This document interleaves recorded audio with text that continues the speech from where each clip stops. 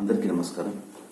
నేను భారతీయ న్యాయ సంహితలోని ఒక ముఖ్యమైనటువంటి సెక్షన్ను ఈరోజు మేము ముందుంచుతాను. అది సెక్షన్ 78. ఏం తెలియజేస్తుందంటే స్టాకింగ్ గురించి తెలియజేస్తుంది. అంటే వెంబడించడం.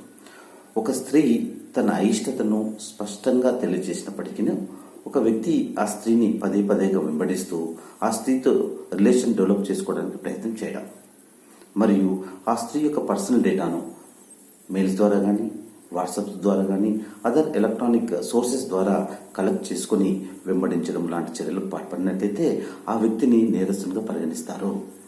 అయితే అతని మొదటి నేరం కింద అతనికి మినిమం 1 year నుంచి 3 years వరకు జైలు శిక్ష మరియు జరిమానా విధించడం జరుగుతూ ఉంటుంది. అదే వ్యక్తి అదే తప్పును 2 సార్లు అంతకంటే ఎక్కువసార్లు చేసినట్లయితే ఆ వ్యక్తికి రెండవసారి నేరం కింద మినిమం 5 సంవత్సరం వరకు జైలు శిక్ష మరియు జరిమానా విధించడం జరుగుతూ ఉంటుంది అనే విషయాన్ని మీరందరూ గుర్తుంచుకోవాలి. Thank you very much.